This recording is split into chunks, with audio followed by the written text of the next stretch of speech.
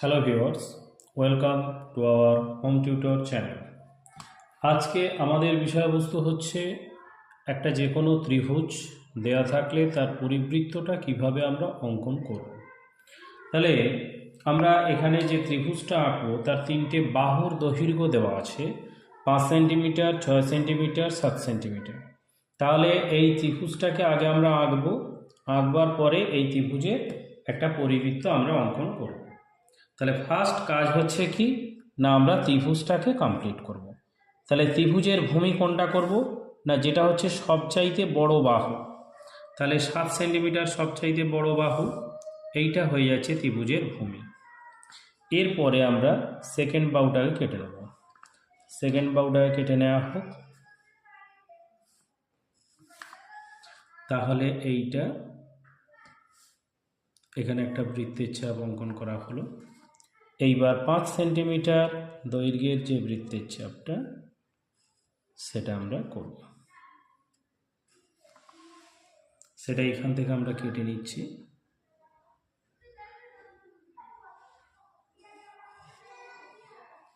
তাহলে ফার্স্ট কাজ হচ্ছে আমার ত্রিভুজটা আঁকতে হবে। তাহলে এই হচ্ছে পয়েন্ট, এই যে ত্রিভুজটা আমরা আঁকলাম,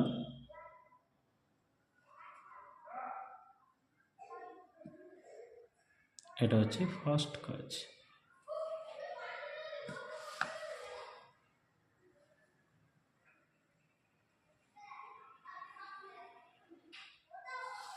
এইবারে এই যে ত্রিভুজটা আঁকা হলো, এর পরিবৃত্তটা কিভাবে আঁকতে হবে আগে আমাকে জানতে হবে।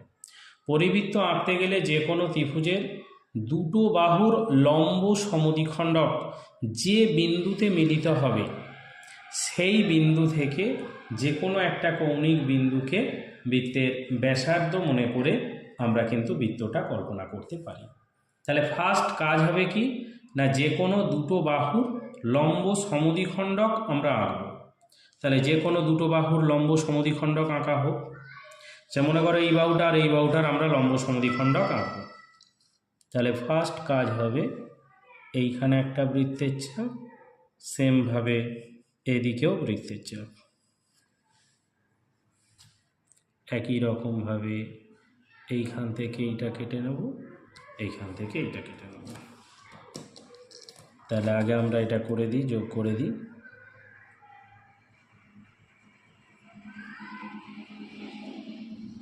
এটা একটা লম্ব সমদ্বিখণ্ডক। এবার এই বাহুটার একটা লম্ব সমদ্বিখণ্ডক আমরা আঁকব।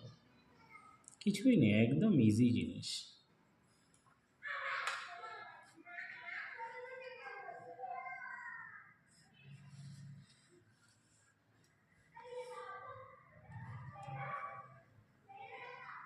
তাহলে এই বিন্দুটা আমরা পেয়ে গেলাম।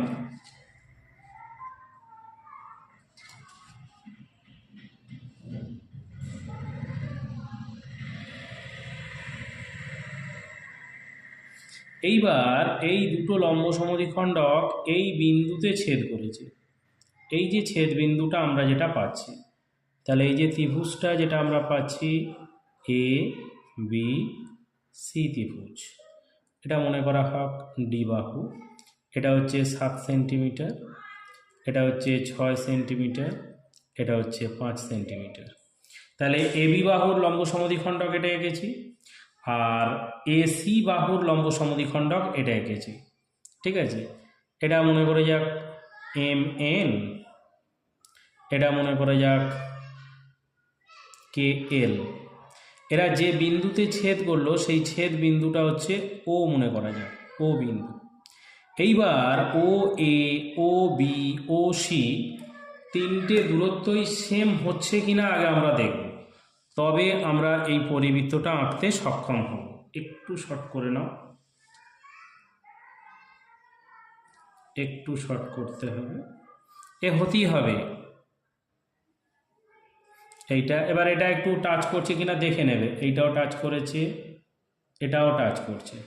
তাহলে আমরা যেহেতু টাচ করে গেছে, আমরা তাহলে প্রত্যেকটা বিন্দু আমরা সমদূরবর্তী পেয়ে যাচ্ছি। তাহলে এটাকে আমরা ঘুরিয়ে দেবো, জাস্ট ঘুরিয়ে দিলেই আমাদের বৃত্তটা কমপ্লিট হয়ে যাবে।